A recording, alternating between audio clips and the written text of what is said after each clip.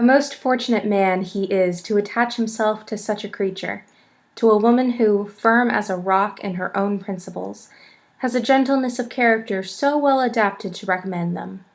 He has chosen his partner, indeed, with rare felicity. Mansfield Park.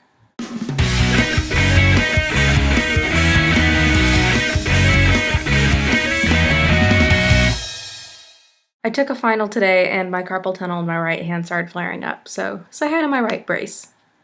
1 year ago today, my grandpa Vern passed away, and I thought I would talk about him for today's video. It's been a year, and it's a little weird to think about the fact that he is not here anymore. I don't know, Grandpa Vern was always just such a constant in my life that it's been weird this past year to realize that I can't go over to his house and see him anymore. I didn't cry at all today, and I don't think I will, because I think that near the end he was ready, and I believe he's in a better place, and he wasn't feeling well, so it was time. But that's not what I want to talk about today. I figured I would just tell you guys some of my favorite Grandpa Vern stories, because he was a cool dude, and I miss him. One of my favorite stories is from when I was in 5th grade. Little background information, my grandpa was really cool. He helped design the very first computer, as in the computer that's in one of the Smithsonian museums in Washington, D.C.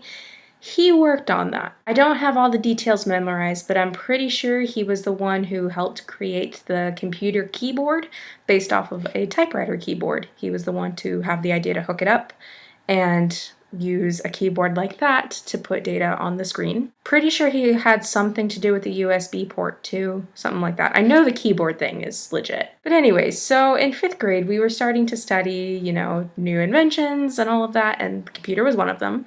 So I thought, obviously Grandpa should come in and talk, and he did, and it was really fun.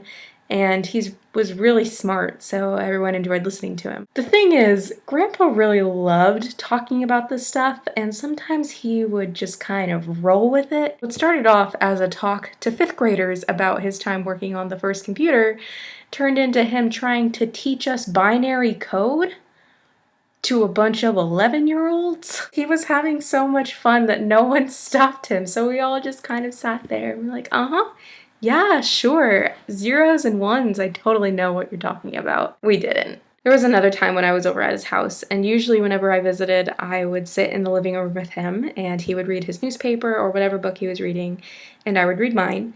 And we were the kind of people that we would just sit with each other. We didn't actually have to talk all the time. We would just talk when we had something to say and listen, but other than that, just sit. There was one time, I think it was a little bit before I started going off to college, and I was thinking about what to major in, and he was always a big math and science guy, and I am not, and he respected that. He was telling me about how he determined what he wanted to major in, and if I remember correctly, he majored in chemistry first.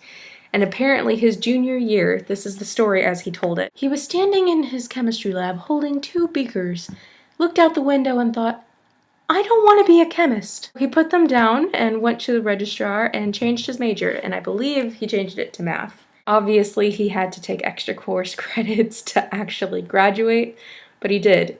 And when I ended up changing my major last year from education to English, it wasn't quite as dramatic a change, especially since I was a freshman when I changed, but I couldn't stop thinking of that story and it made me feel better about the change. That's all I have for you guys today.